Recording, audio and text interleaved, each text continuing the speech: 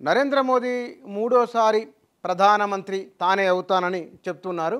2 దఫాలుగా మాట్లాడని విధంగా ఈసారి చాలా కొత్త కొత్త మాటలు మాట్లాడుతున్నారు.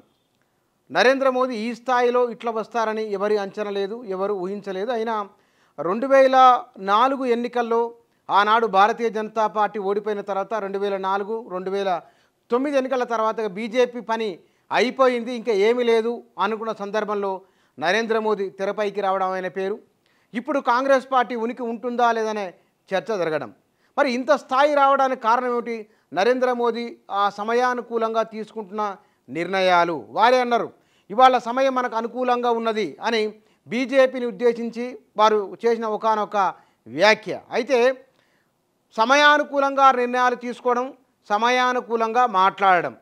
మరి ఈసారి ఈ లోక్సభ ఎన్నికల్లో కొంత ఆయన మునుపటి 2 సందర్భాల కంటే కొంత గజిబిజి మాట్లాడుతున్నారా, గందరగోళానికి గురవుతున్నారా అని అనిపిస్తున్నది. కొన్నిసార్లు మాత్రం ఆయన చాలా స్పష్టంగా తన మనసులో ఉన్న భావాన్ని చాలా బలంగా వ్యక్తీకరిస్తున్నారు. ఇక్కడ అదే 2047 వరకు కష్టపడతా అంటే దీని అర్థం ఏమిటి?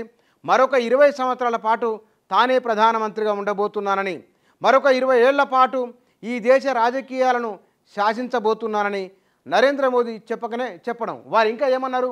దేవుడు నాకు అప్పటి వరకు టైం ఇస్తాడు, ఎప్పటి వరకు? 2047 వరకు. నన్ను ప్రత్యేక కార్యం మీద పంపాడు, వికసిత్ భారత్ కల నెరవేరుస్తా. ప్రధాని మోదీ సంచలన వ్యాఖ్యలు. మరో 2 దశాబ్దాలు క్రియాశీల రాజకీయాల్లో ప్రజలకు ప్రధాని సంకేతం. వారు ఏమన్నారు? వికసిత్ భారత్ కల సాకారం కోసం 2047 వరకు నిరంతరం శ్రమించే బాధ్యతను దేవుడు తన మీద పెట్టాడని ప్రధాని మోదీ అన్నారు. ఇండియా టీవీ సలాం ఇండియా షోలో ఆయన మాట్లాడారు. దేవుడు తనను ప్రత్యేక కార్యం మీద పంపాడని తనకు అనిపిస్తోందన్నారు. దేవుడు తనకు దారి చూపించడమే కాకుండా శక్తినిచ్చాడని, 2047 కల్లా వికసిత్ భారత్ లక్ష్యం నెరవేర్చే వరకు దేవుడు తనను పైకి పిలువడని విశ్వాసం ఉందన్నారు. ఈ భూమి మీద ఇంకా తాను ఎక్కాల్సిన మెట్లేవి లేవన్నారు. ప్రస్తుతం 74 ఏళ్ల వయసున్న మోదీ ఈ వ్యాఖ్యల ద్వారా మరో 2 దశాబ్దాలు దేశ రాజకీయాల్లో క్రియాశీలకంగా ఉంటానని పరోక్ష సంకేతాలు ఇచ్చారు. ఆ తర్వాత ఆయన ఎట్లాగో మాట్లాడిన మాటల్లో కాంగ్రెస్ ప్రధానం అధికారంలో ఉన్నప్పుడు పట్టుబడిన నల్లధనం ఎంత, ఎన్నికల్లో పట్టుబడిన డబ్బులు ఎంత, తాను అధికారంలోకి వచ్చిన తర్వాత పట్టుబడిన డబ్బులు ఎంత, తాను 10 ఏళ్ల కాలంలో క్రియాశీలక వివరించకారం 2200 కోట్ల రూపాయల అక్రమ ధనాన్ని పట్టుకున్నామని, అవి తరలించేందుకోసం 70 టెంపోలు కావాలని వారు మాట్లాడడం. అంటే ఇక్కడ సగటు మనుషుల భావోద్వేగాలను పట్టుకోవడంలో నరేంద్ర మోదీని మించిన వాళ్ళు లేరు. బహుశా ఆయన ఈ మధ్యకాలంలో మీ సంపదను, మీ ఆస్తులను వేరే వాళ్ళకు పనిచేస్తారు, కాంగ్రెస్ పార్టీ మేనిఫెస్టోలో ఉంది అని మాట్లాడు. తర్వాత ఆయన మరి ఏమైందో కొందరికి నన్ను దూరం చేసే విధంగా కొందరు ప్రయత్నాలు చేస్తున్నారన్నారు.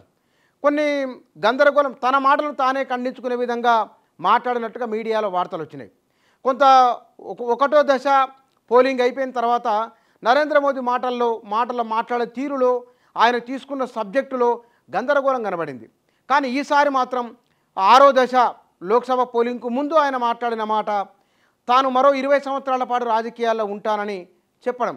అంటే ఆయా పోలింగ్ సందర్భాన్ని బట్టి 1-2 స్టేజీలలో ఎలక్షన్లు అయితే ఆనాడు వాతావరణం ఎట్లా ఉన్నది, రాబోయే 3-4 స్టేజీలకు ఆ దశలో ఎన్నికలు జరుగుతున్నప్పుడు ఏం మాట్లాడలే అంటే ఒక వ్యూహాత్మకంగానే ఆయన మాట్లాడిండా, లేకపోతే కనుక ఆ సంఖ్యం తక్కువ సీట్లు వచ్చేటట్లున్నది, ఫుల్ మెజార్టీ వస్తుందా రాదా అని మాట్లాడిండా, ఇట్లా చాలా రకాల చర్చలు ఆయన వ్యాఖ్యల చుట్టూ జరుగుతున్నాయి.